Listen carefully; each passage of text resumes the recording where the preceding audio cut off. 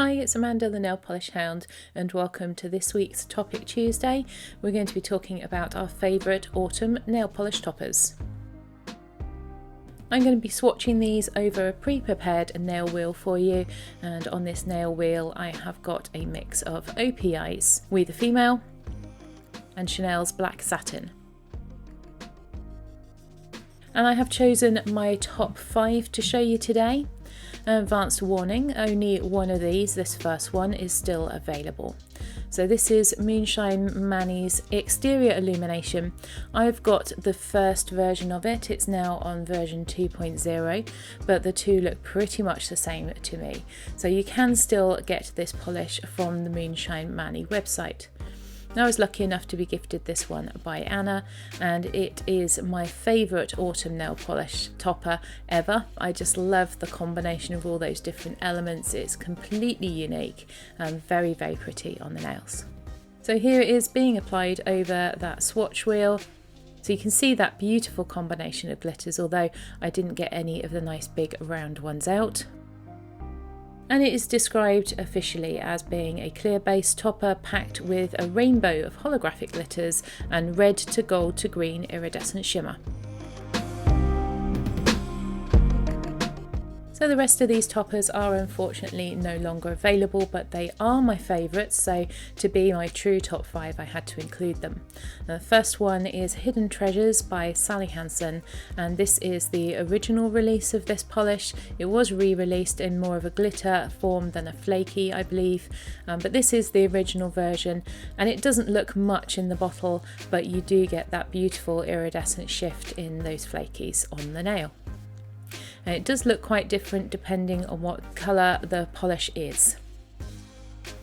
Here it is applied over my swatch wheel, and you can see that the orange shift in this is far more apparent when it is over the black, and it's a far more delicate topper over the red.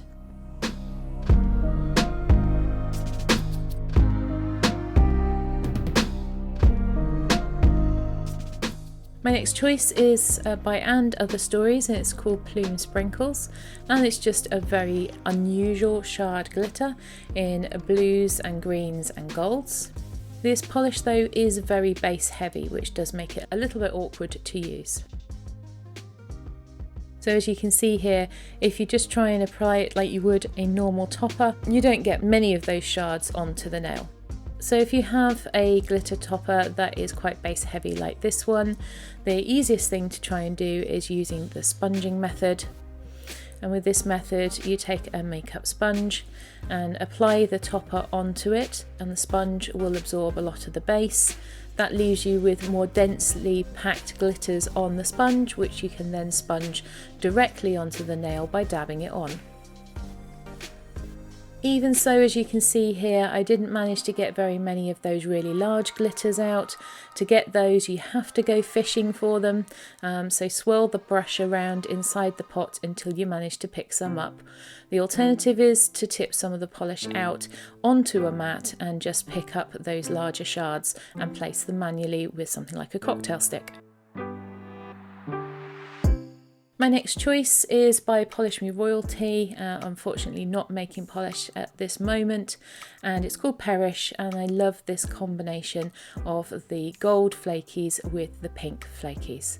Very, very unusual topper. Can be built up to full opacity using that sponging method, but I really love this one just in one coat as a topper. You can see there those lovely pink flakies and how unusual this is. So that's just one coat over the top of the swatch wheel with a top coat.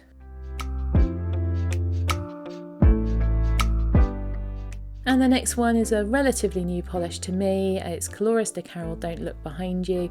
You may have seen this in my Halloween nail polish rack and know that this is supposed to be a thermal topper, and it was supposed to go from clear to black in warm and cold states respectively. Unfortunately, this one doesn't seem to change colour anymore. It seems to be stuck in that warm state.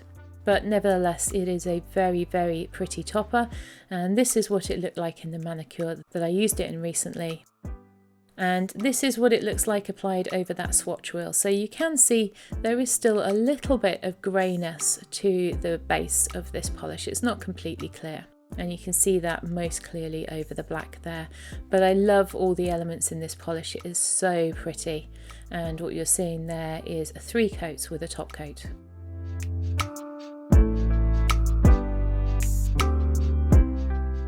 It was suggested to me that putting the polish into the freezer or into a fridge might help to revive it, so I decided to give that a go, and I had done that prior to applying these coats of the polish to the swatch wheel. So this is obviously just Don't Look Behind You on its own, and I did apply 3 coats of this in order to test the theory. So again, you can see it's not completely clear, but also not very dark. So this was 3 coats. And this is what it looked like. You can see that lovely shimmer running through it as well. So I tested it to see if putting it in the fridge had made any difference. And it's maybe slightly darker in its cold state than it is in the hot, but there's not a lot in it, and I did put it in ice cold water and boiling hot water, so I gave it the best possible opportunity. So in answer to that question, does putting a thermal into the fridge or freezer revive it? On this occasion the answer was no, but let me know in the comments below if that has worked for you before.